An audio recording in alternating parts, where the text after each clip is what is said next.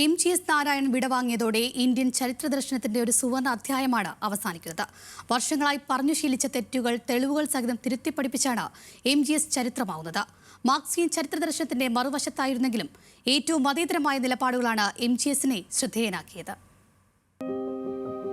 എല്ലാ മതജാതി വിഭാഗങ്ങൾക്കും അലോസരമുണ്ടാക്കിയ എഴുത്തുകൾ MGS നാരായണൻ തിരുത്തിയത് അനേകം കഥകളാണ്.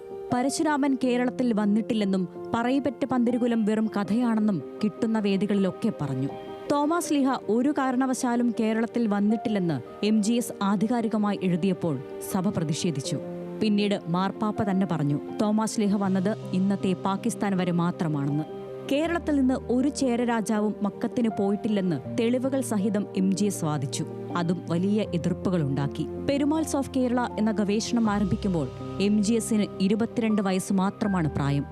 കേരളത്തെക്കുറിച്ച് അന്നുവരെ ആർക്കും അറിയാതിരുന്ന വിവരങ്ങളാണ് പതിറ്റാണ്ടുകളുടെ ഗവേഷണത്തിലൂടെ MGS പുറത്തു കൊണ്ടുവന്നത്.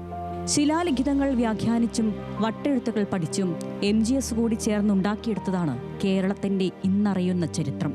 കോലെഴുത്തും വട്ടെഴുത്തും സംസ്കൃതവും മൂന്നിലുമുണ്ടായിരുന്ന അഗാധ ജ്ഞാനമാണ് MGS എന്ന ചരിത്രകാരനെ അദ്വിതീയനാക്കിയത്. Cultural symbiosis in Kerala, Calicut, the city of truth revisited എന്നീ പുസ്തകങ്ങളും വലിയ ചർച്ചയായി.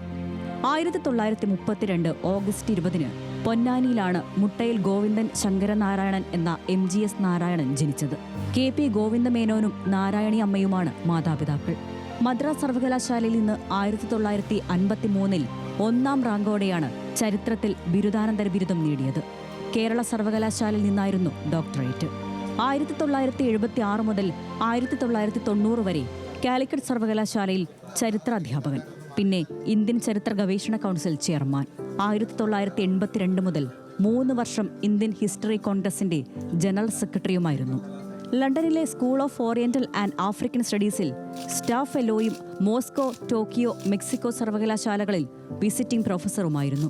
നിരവധി ചരിത്ര പരിവേഷണങ്ങൾക്കും നേതൃത്വം നൽകിയ MGS പുരാതന മന്ദിരങ്ങൾ കുഴിച്ചുനോക്കി ക്ഷേത്രമാണോ പള്ളിയാണോ എന്ന് തീരുമാനിക്കുന്ന തരം പരിവേഷണങ്ങളോട് കടുത്ത വിയോജിപ്പും രേഖപ്പെടുത്തിയിരുന്നു.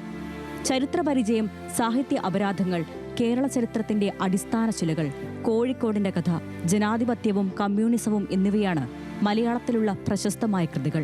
ചരിത്രത്തിൽ EMSുമായുള്ള വിയോജിപ്പുകൾ വ്യക്തിപരമായ വാഗ്വാദങ്ങളിലേക്കും ആരോപണങ്ങളിലേക്കും വരെയെത്തി. EMSനോടുള്ള വിയോജിപ്പ് കമ്മ്യൂണിസ്റ്റ് പാർട്ടിയോടുള്ള എതിർപ്പുമായി മാറി. യോജിപ്പുകളും വിയോജിപ്പുകളും നിരവധി ഉണ്ടായിരുന്നു. എന്നും സ്വന്തം നിലപാടുകൾക്ക് വേണ്ടി മാത്രമല്ല, പൊതുപ്രശ്നങ്ങൾക്ക് വേണ്ടിയും സമരമുഖത്തിറങ്ങി. ആ വിയോജിപ്പുകളുടെയും എതിർപ്പുകളുടെയും കാലം കഴിഞ്ഞു. ഇനി MGS അറിയപ്പെടുക ഇന്ത്യൻ ചരിത്ര ദർശനത്തിന് പുതിയ മാനം പകർന്നയാൾ എന്ന നിലയിലാകും. ഇന്ത്യ കണ്ട ഏറ്റവും ധൈഷണികനായ ചരിത്രകാരന്മാരിൽ ഒരാളാണ് വിടവാങ്ങുന്നത്. News desk, news Malayalam.